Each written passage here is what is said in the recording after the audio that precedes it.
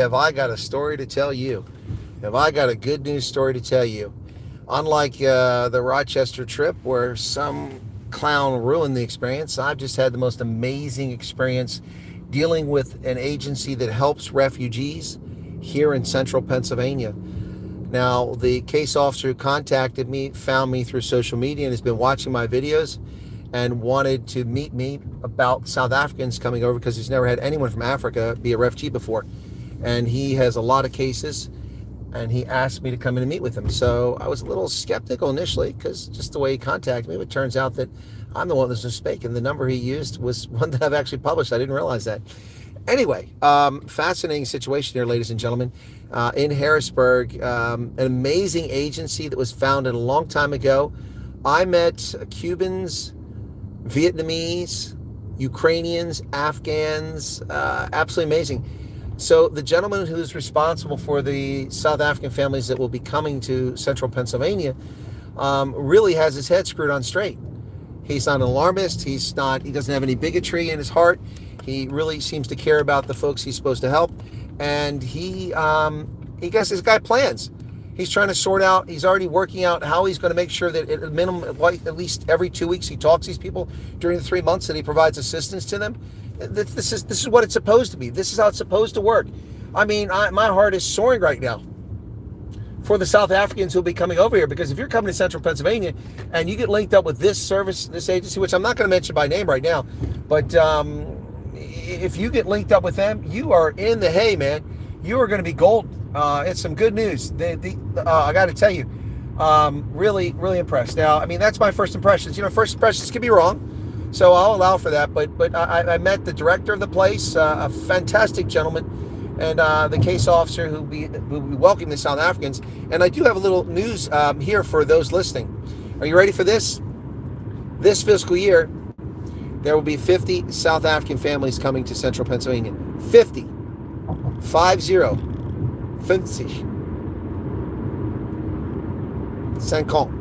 50. That's right, folks. I didn't mumble, I didn't stumble, I didn't embellish. 50 South African families are coming to central Pennsylvania. I guess we are going to have a bride. And no, there'll be no FEMA tents in my front yard. But I've got to tell you this, ladies and gentlemen, this was night and day from my experience in Rochester. Now, I must say that my welcome at Mary's place in Rochester was like this, but I was greeted by refugees. Everyone I met here was a refugee or an asylum seeker at one point, and they really are grateful for being here, and they help others. It was awesome. It was really, really awesome. I'm so glad that the gentleman reached out to me. So I've offered to help if I can in any way. Help people to feel more comfortable if they need someone explaining things that South Africans, the way they talk and the way they believe. So yeah, it was a privilege. I really enjoyed meeting these folks. I'm not going to say much more about the organization right now, but I'm going to say that there has been some resistance to South Africans coming over here among some of these agencies, and I have to say that this agency stepped up, and it's a shame because there's a lot of bigotry and racism and hatred against South Africans based on people's ignorance of history. Blaming someone who's 26 years old for events that happened 4 decades ago is asinine because of the color of skin. We call that racism. That wasn't what I experienced here. It was amazing. I got to say that I just wanted to get on very quickly while I'm in such an ebullient mood right now and let you, God damn it, lady, what are you doing? Cut me off like that. Jesus Christ. You don't have right of way. You have to yield, dumbass. Stupid woman. Because you got a Porsche, you get to cut people off? She's got to yield. She's entering a highway and she cuts me off. Nearly got rear-ended. Stupid people. Anyway, it's rush hour traffic. So, but this isn't DC or Atlanta rush hour traffic or Seattle. So, it still sucks, but then you got stupid people. She's got herself a $75,000 SUV and she drives like a $75 idiot. Anyway.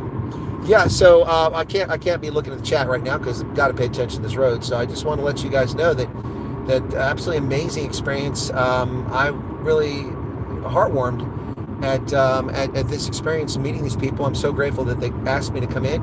Now, it's Harrisburg, so parking in Harrisburg's a pain in the butt. And I paid for an hour and 5 minutes. I had to go back and pay again. I'm not sure if I paid double or I just added time, but I think I might have just added time, but who knows. the $8 or $9 I spent to park to be there for an hour and a half was well worth the experience of meeting these people.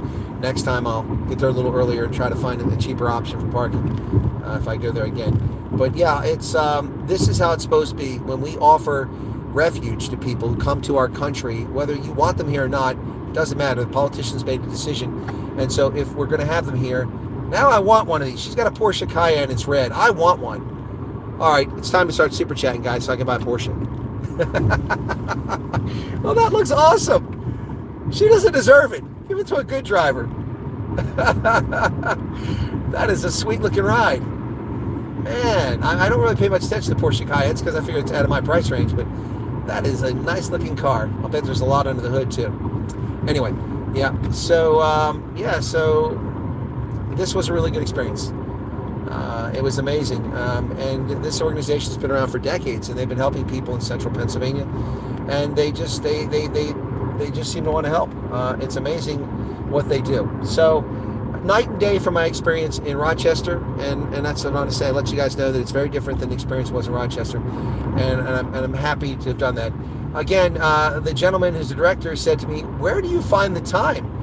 Do you get any rest?" And I said, "Well, I don't sleep much because what you see is just a fraction of the things I do. I mean, I haven't eaten today. It's now 5:15. I haven't eaten all day. I've had very little drink, so I'm a little dehydrated, but I mean, usually I have something to drink. But I've been rushing. I had work to do this morning. I had to make a video this morning, and I had to publish it. Then I had to do the broadcast. After the broadcast, I had to edit another video. And then after editing that video, what's going on up here? Is this warning for traffic? There's a motorcycle there. What's going on there? Then I had to go to the Veterans Organization and take care of some business there. And I got to go back there at 7 o'clock. And then I had to get on the road to go to meet with these folks at 3:30, and now it's almost 5:30, quarter after 5, and I'm headed back to the house. I'll grab something quick to eat, and then 7 o'clock I'm off to do the Veterans Organization again. From there, I'm back. I'll have a 10 o'clock broadcast tonight, and after the broadcast, probably something news. I'll have to make a video or not, and then I'm going to make the banners for the Rugby Senate for the URC games this weekend, and set up the streams on my other channel, and that's kind of the pace. Don't cry for me, Argentina. I'm not asking for sympathy or empathy. I'm just telling you that's kind of the pace. So when the gentleman asked me, says, "Where do you find the time?" I chuckle. I'm like, yeah, where do I find the time? Last night I was going to go to bed, but I wound up going to bed close to 3 o'clock because editing the video and answering emails and WhatsApp.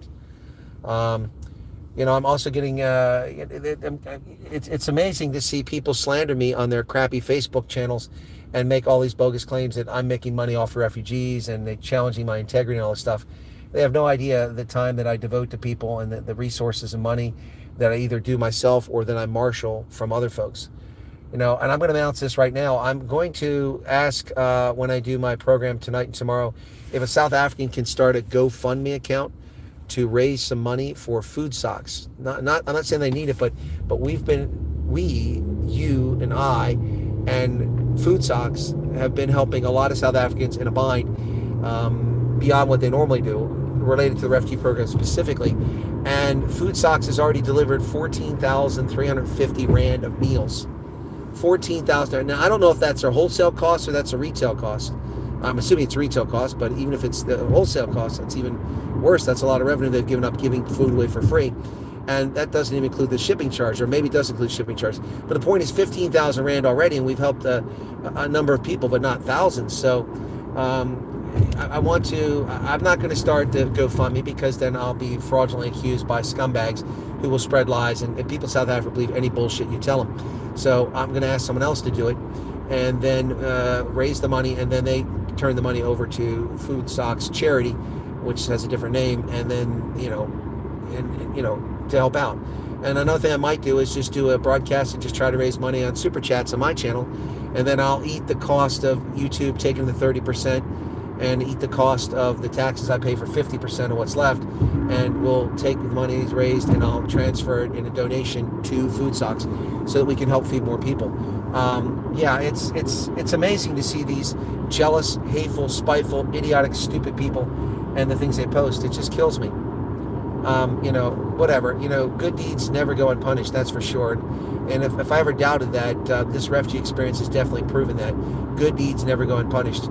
When you're a truth seeker and a truth teller and you have integrity, people who lack that attack you. And lots of stupid people believe anything they see on social media. I always tell people, you don't have to believe anything I tell you. Go check for yourself. Check the receipts. Now, some things I tell you can't check the receipts, but eventually you're able to do that. But yeah, so food socks, they haven't asked me. They've never even flinched when I said, can you help this person out, like Dante von Vik's family? Didn't flinch. Took care of it. But at some point, this becomes a burden for food socks. I'm not ignorant of that, especially more people are coming and asking for things. Also, I'm going to remind people, and I've said this many, many times, when you get an email that says, be prepared to leave in 2 to 4 weeks, that does not mean you're leaving 2 to 4 weeks. Do not liquidate your resources. Do not terminate your lease. Do not get rid of your place to stay unless you have an alternate place to stay. Do not create a crisis for yourself and then, by extension, for the rest of us to give a crap. Because you're doing that. Again, today I dealt with someone who I had to peel off the tree. And if the person's feelings are hurt and don't watch my program anymore, too bad. I'm not identifying who you are. I'm just telling you people's experience. This person wrote to me, RSC, who are they? They're screwing me over. They're not letting me go. They're deciding I don't go to the U.S. No, RSC has nothing to do with whether you come to the U.S. for the 1,000th time. Traffic is stopped at a standstill. RSC has nothing to do with it. American officials working for the U.S. government decide whether you come here or not. RSC has no say in the matter. So stop blaming RSC. Isn't it ironic? I'm defending Church World Services after what happened this week. But then I've always been consistent on that. So RSC doesn't decide whether you come here or not. Beautiful purple skies as sunset comes here in central Pennsylvania. They have nothing to do with it. So that was the first thing. Then the person said, well, I thought you could contact them because they're your buddies. My buddies? RSC? I don't know those people. The closest I've ever come to RSC, ever talking to them, is interviewing an American who works for a think tank. Who the hell that is? Who works for a think tank. And so that kind of threw me off there. And that's Josh Museveni, who works for Think Tank DC, who worked for RSC years ago when he was in Kenya. And then he sent him to South Africa to process refugees from around Africa to go to America. That's the closest I've ever come to contact with anybody at RSC. He doesn't even work there. I don't know them. They're not my buddies. Where do people get the concept that RSC or these people are my buddies? The Amerikaners aren't my buddies. I am able to reach out to them. They're responsive to me. They're very professional. But I don't pester them. I only reach out to them occasionally. But they're not my buddies. None of these people are my buddies. They're vendors. They're contractors who work for the U.S. government. So I'm not sure where people get that concept from. So get that out of your head. Get out of your head that RSC decides whether you go or not. And also, I also had to remind this person that, well, I've been waiting since September. I've been approved. Well, that doesn't mean anything. The government shut down on 26 September through the 14th of November for the shutdown. Then there's Christmas exodus from December 15th to the 5th of January. So you need to take those 71 days out. They don't exist. USCIS and people processing you to come to the States weren't working. So you would not have come here. So you need to get that out of your head. You've been waiting 6 weeks, 7 weeks max. That's not long. So then the person contacted me and said, well, I'm broke. I'm running out of assets. I'm destitute. And I said, okay, I understand that. Tell me your situation. Well, that person got an email and got rid of everything because the email said, be prepared to leave in 2 to 4 weeks. They put themselves in a bind. I'm not trying to show a lack of empathy. I'm trying to show you have to make smart decisions here. So now that person has created a crisis, but there may be more to the story. Anyway, so I said, you need food? Yes, food. So then I go to the trouble to coordinate to get them food. And after I get them food, it's going to be delivered. Then they come back, I need a place to stay. Well, why didn't you tell me all your needs in the beginning? This takes time. I have valuable time. I'm not living a life. I'm living my life helping other people. That's my life right now. Have the courtesy to give me all the information. Okay? Don't play this hysteria game. Because at some point, you start to question whether these people are even real. In this case, I know they're real because I know their case number, which they provided. But there are other people that are grifters out there, and they eat your time. So it's very frustrating when people tell you a part of the story. It's also frustrating when people get bent out of shape when they've written you an email, and then 2 days later, you haven't answered my email. I'm sorry. Are you the queen herself? I'm a little busy. And it's not my job. I don't get paid to help you. I do, and I do it selflessly, despite the abuse from people who have envy because people trust me and they don't trust them, and they lie about me. But you know what? You got to give me the whole story. You can't give me partial stuff. You got to be understanding. And quite frankly, even the people who sent a PRM email in February, March, while it may seem like you waited a long time, you haven't. There are people who wait years for refugee status. And it may seem unfair that others who came later went before you, and that may be the case. But life's unfair. But that's not why I went live. I went live now as I drive back home to get a bite to eat before I go to yet another volunteer thing of my time.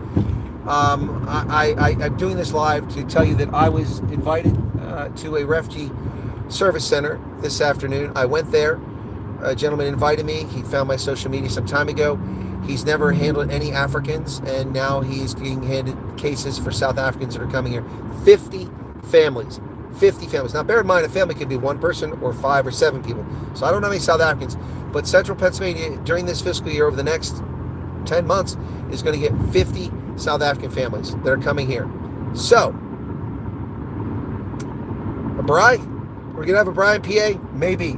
We'll see. If you're one of these families, feel free to reach out to me at some point.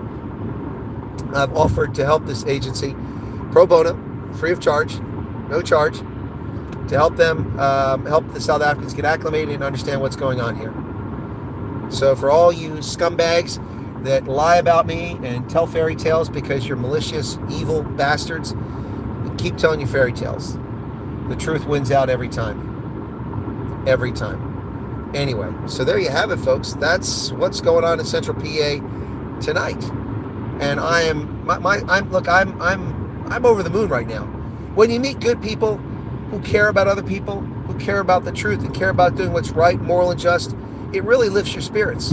Whether you're a person of faith or just a good person, period, it really lifts your spirits. And I'm not on cloud 9 right now, but I'm in a good mood that was ruined badly by a jerk off in Rochester. And we haven't forgotten about you, buddy.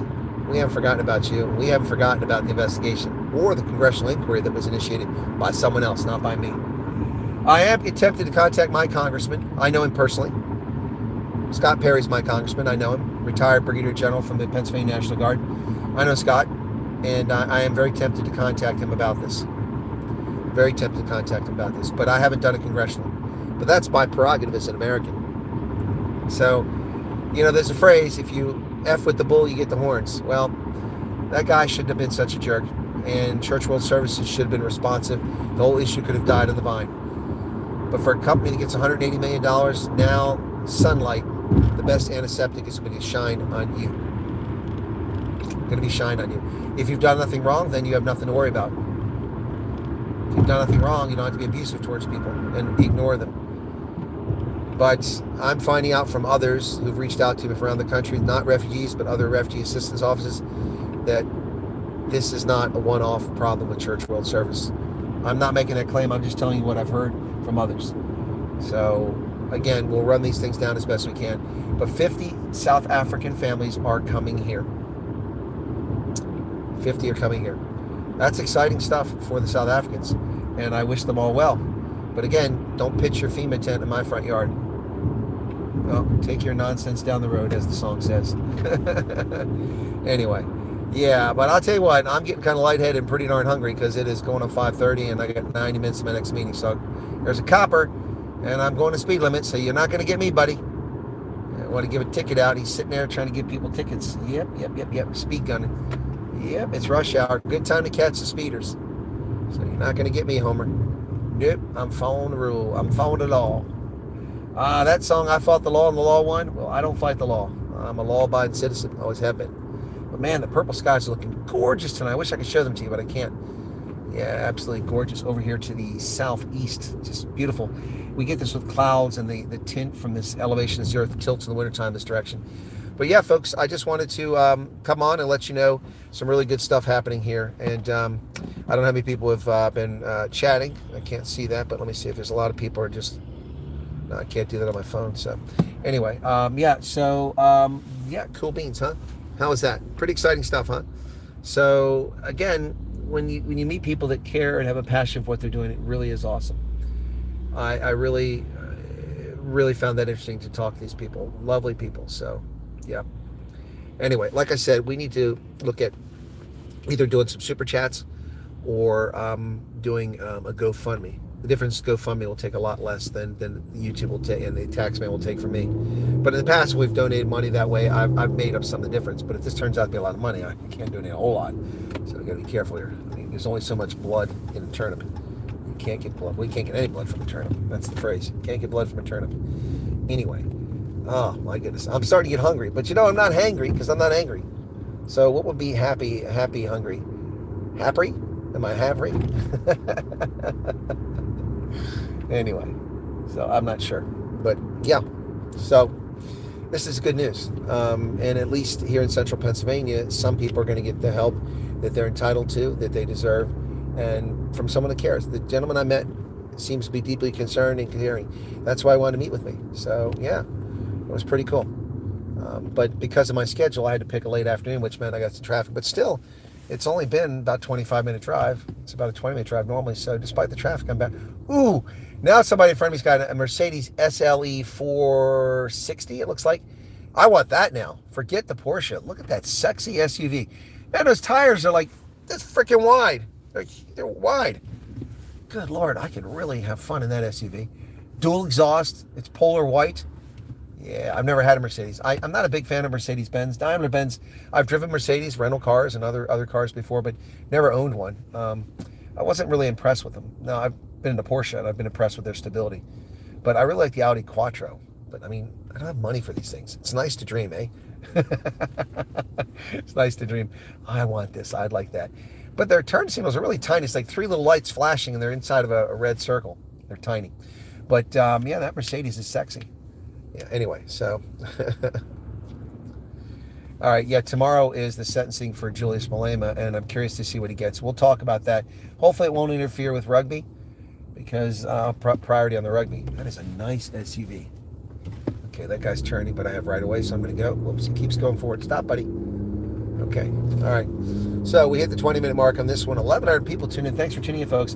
So I'll update this with a banner when I have time later on, and I'll put a description down. But yeah, this is just on the road. A quick one to let you guys know what I discovered. Going to a refugee assistance agency in Harrisburg. They're amazing from what I can see. Now, I mean, again, first impressions, I could be wrong, but I'm pretty good with first impressions. Not always, but in this case, I met several people, so it seems to me kind of like the Mary's place in Rochester. It seemed like a great place, helping people, but that whole experience was ruined by that scumbag who was disrespectful, rude, insulting, menacing, threatening, and just a complete ass. So anyway, oops, there's construction going on the street, so I got a little bouncing to go over the speed bump to slow people down. This car's getting old. That's why I'm talking about a new one. It's 10 years old this year, and so I got 124,000 miles, so that's about 180,000 kilometers, something like that. But the suspension doesn't feel so great. I've asked them when they get inspected if there's a problem with the suspension. They said no. So anyway, alrighty, folks. Thank you for tuning in. There will be a Night Owls tonight. I'll talk more about this from the studio later tonight. And I'm sorry to disturb you late at night, but if you're up and you tuned in, you watch this, appreciate it. Those here on the East Coast, it's late afternoon, so that really doesn't disturb you. That's going to do it from here, folks. God bless and have a good evening. Thanks for tuning in. Be sure to hit the like button if you haven't done it already. I do appreciate your support and your viewership. It makes a difference in the world, which is what I'm trying to do. Oops. God bless.